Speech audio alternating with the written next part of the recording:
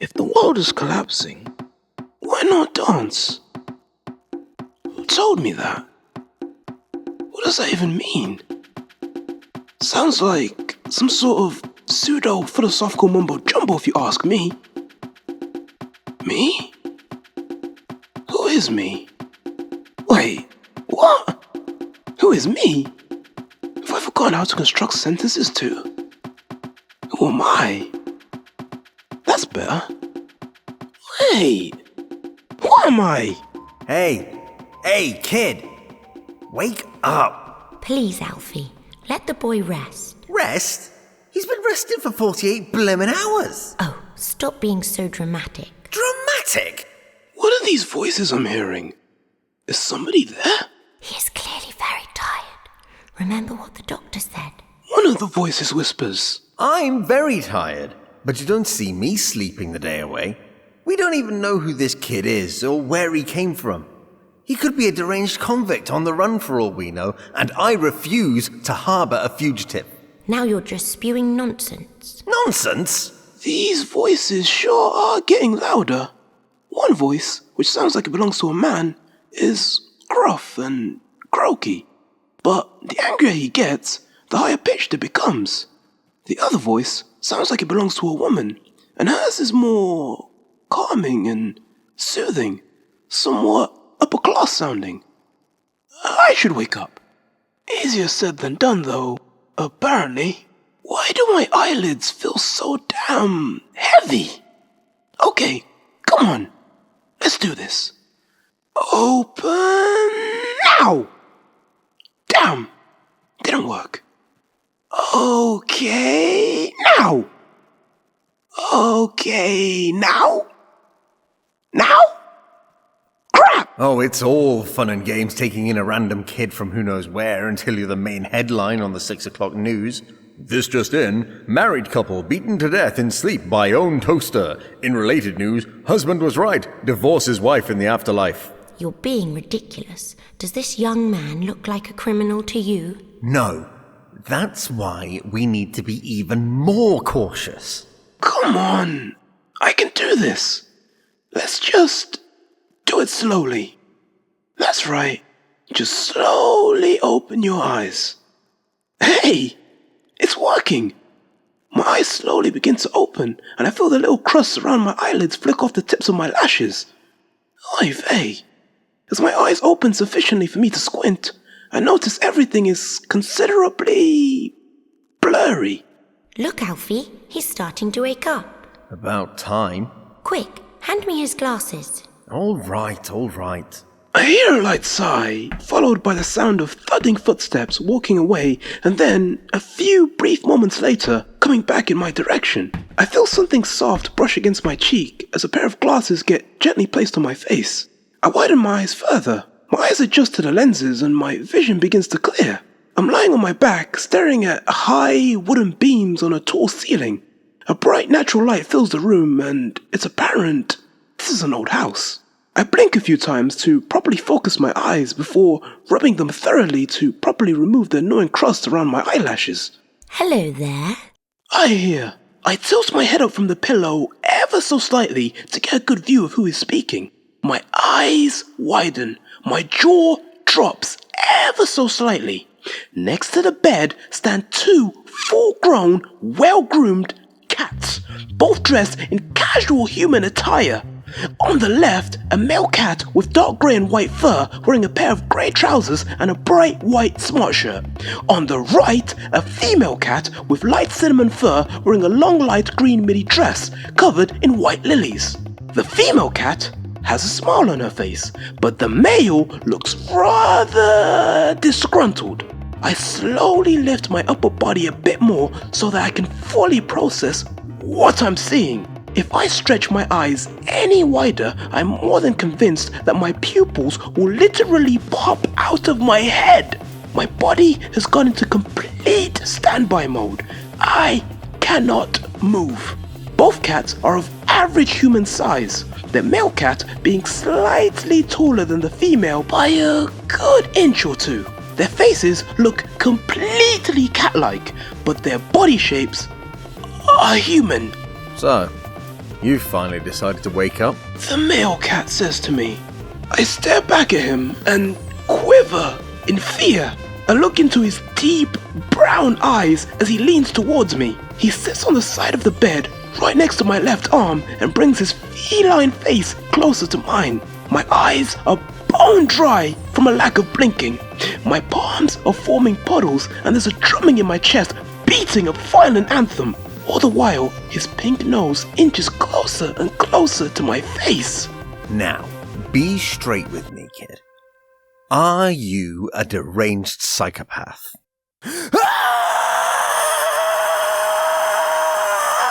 I scream out. I fling the bedsheets in the air and leap onto the other side of the bed. The Catman lets out a typical cat cry, his pointed ears flatten, and he leaps up in surprise onto the wardrobe near the end of the bed.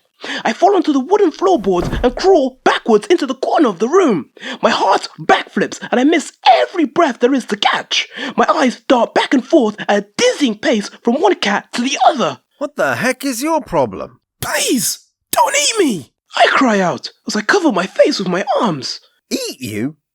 Why, I never. He replies in disgust from the top of the wardrobe. Hey, it's okay. We're not going to hurt you. The female cat says in a relaxed manner, raising her hands to signify she means no harm. Speak for yourself. Oh, hush up, Alfie. She scolds, then looks back at me with a smile.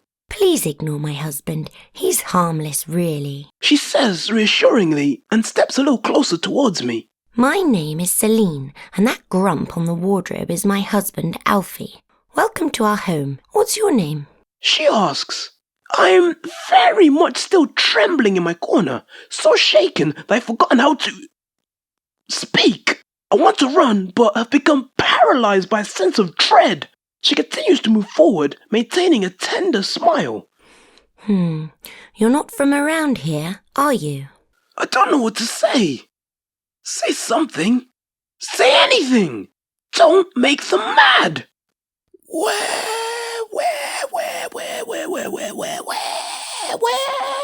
am I? I finally blurt out. She comes even closer and crouches down in front of me, but leaving some safe space between us. You're in our home. We're the Bittencourts, though I get the feeling you're looking for a more detailed answer. You, young man, are in the vibrant city of VOODOOVILLE. Vibrant. VOODOOVILLE? Where the heck is that? How did I get here? I ask. Well, we were actually hoping you could answer that for us. We found you fast asleep in our back garden 2 days ago, my dear. I thought you were a town drunk. I wanted to call the police. But we didn't. So, do you know how you ended up in our garden? Shoot! I don't. I see. Well, do you know where you came from? Shoot! I don't. Do you even know your name?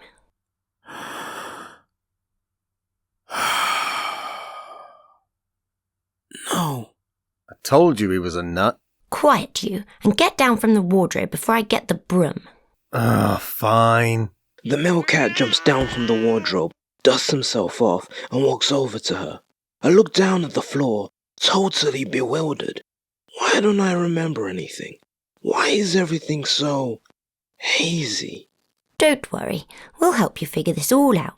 She says, still with that reassuring smile on her face. We will? The male cat asks her, sounding surprised. His wife stands up and gives him a stern look in the eye. Yes, Alfie, we will.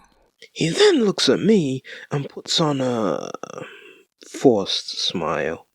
We will. Thank you. I really appreciate it. I reply.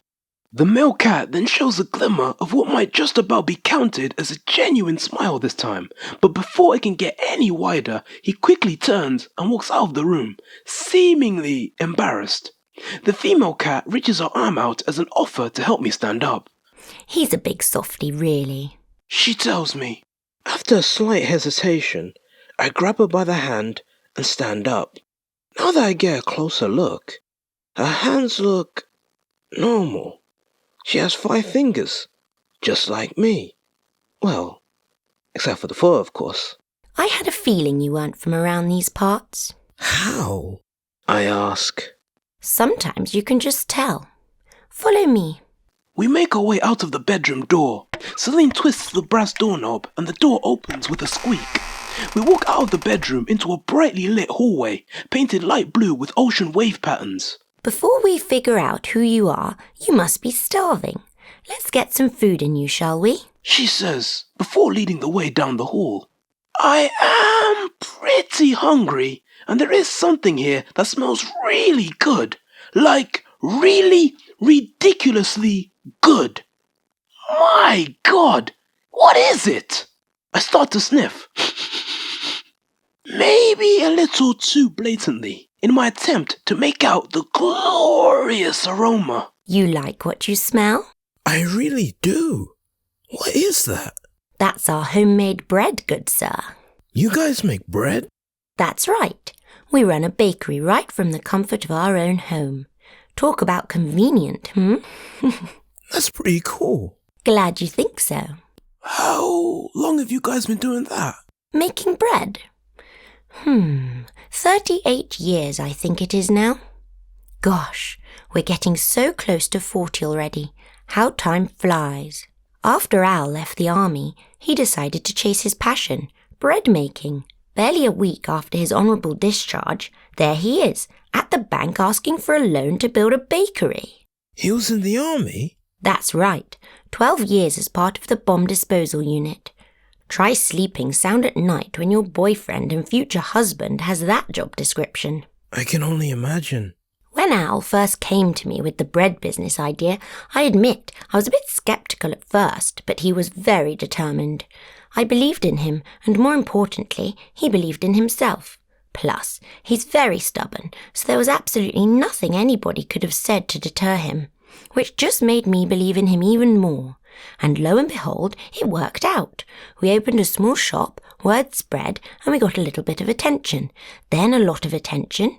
Next thing you know, Alfie's on talk shows in cooking magazines, and we're baking bread for a flurry of prestigious events, whilst also opening a wide chain of bakeries in several different locations. Wow. Wow indeed. It was a pretty big operation. Was? Yeah, we sold the entire business 18 years ago. Afterwards, we bought this place and started a small artisan bakery business instead. Oh, okay. And it's just you two? Well, our daughter Celeste used to bake with us too until she moved out. Alfie is very secretive about his bread-making process. He treats every batch like it's a piece of art.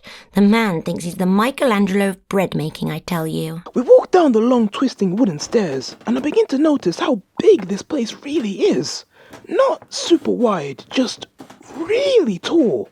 We enter their spacious living room, and I take a quick glimpse around. Interior-wise, there's a balance of old and modern decor going on. It's an interesting vibe. On top of a wooden coffee table, located in the middle of the living room, are some fine art magazines, all neatly fanned out, and a half-drunk cup of coffee placed on top of a flower pestle coaster next to a used ashtray. Family photos surround the walls and desks, as well as framed small artsy photographs and motivational mantras. Pretty much a standard living room with a TV, sofa, comforter, and even a cool tribal rug on the floor. We walk through to the kitchen where Alfie's sitting cross-legged at a table reading a newspaper and drinking coffee. I like your place, Crap! What's her name again? Celine. And thank you so much. You do what you can when you live in a place like this. A place like this? Yeah, a windmill. We're in a windmill right now?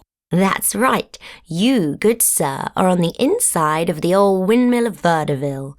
We've made a few alterations over the years, of course, mainly to accommodate our bakery business, but it still has that timeless spirit that we fell in love with. Well, that explains the tall ceiling. Shouldn't you be working, Alfie? I'm on a break. You already had a break an hour ago. That was the pre-break. This is the break, which is then followed by the post-break. Celine quickly snatches the newspaper from Alfie's hands and gives him another stern look. Okay, back to work. he says obediently. He gets up, grabs his bib from the counter, and walks through the hallway next to the kitchen. I chuckle quietly to myself. These two are kind of funny. Please, take a seat. Make yourself at home. I'm going to whip you up something quick. Celine says. And with that, she turns a knob on the gas stove and the sparks turn into a flame. She places a black aluminium pan on the heat, puts a bit of oil in the pan, and skillfully cracks some eggs with one hand. I pull up a chair that gives me a good view out of the window and into the back garden. Whilst the pan sizzles behind me, I look out on their back garden and see it surrounded by a small wooden fence. It's not a very large garden, but it's got some nice flowers. The thing is, on the other side of the fence is a huge open field. That's a lot of greenery. It looks like it goes on for miles. I wonder if they own that land too. I should ask, but get distracted by the calendar next to the window. I notice that the date reads January 11. I turn around as Celine walks to one of her kitchen cupboards. She takes out a loaf of bread and puts it on a plate next to a stick of butter, then puts the plate next to me and hands me a butter knife. There you go. Give our bread a try. Made fresh today. Let me know what you think. Now we're talking. It smells so fresh and it's still warm. I take a pre-cut piece and begin to spread the butter. I place the knife down and take a big bite. I chew, and I chew, and I chew, and I chew. Oh my God! Oh wow! It's so soft, yet crunchy, tender, with a hint of sweetness that gracefully rolls off the tongue. The crumbs dance a ballet on the roof of my mouth, and butter oozes down my throat like pure gold lava. Good grief! There's even a tear in my eye. Well, how is it? She asks, anxiously. I look her dead in the eye. You two are geniuses. Well, thank you. I'm glad you like it.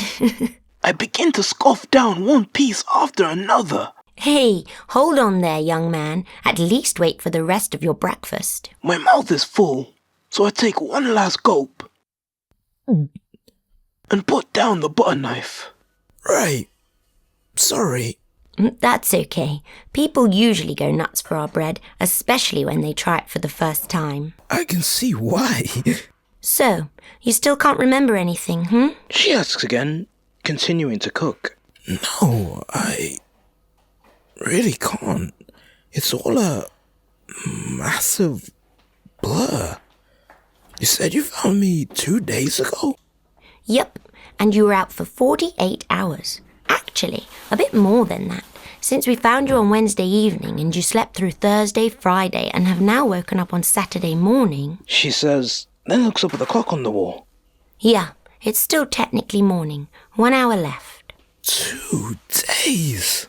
I say to myself in disbelief. Yes, sir. We had a doctor come check you and everything. They just said you were really tired and that we needed to let you rest and that eventually you would come around. I hunch forward and palm my forehead. What the heck is going on with me? What kind of dumb idiot am I? What kind of dimwit wakes up in a stranger's garden and can't remember his own name? So stupid, stupid, stupid, stupid. Hey, we'll figure this out. Don't worry. It'll work out. She says, reassuringly, without even needing to look back at me. I really hope so. I reply. A full English breakfast just for me. Why is she so nice to me? I don't deserve this kindness. I make sure I eat everything on the plate to show my gratitude, but also because I'm starving. I gobble it all up like an uncivilized beast. She doesn't say a word whilst I'm eating. She just sits and keeps me company.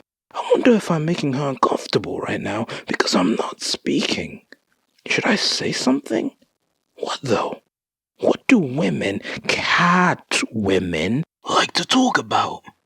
Yarn? Crap! I don't know! Are you finished with your food? She asks. I nod. Yes, it was really good. Thank you.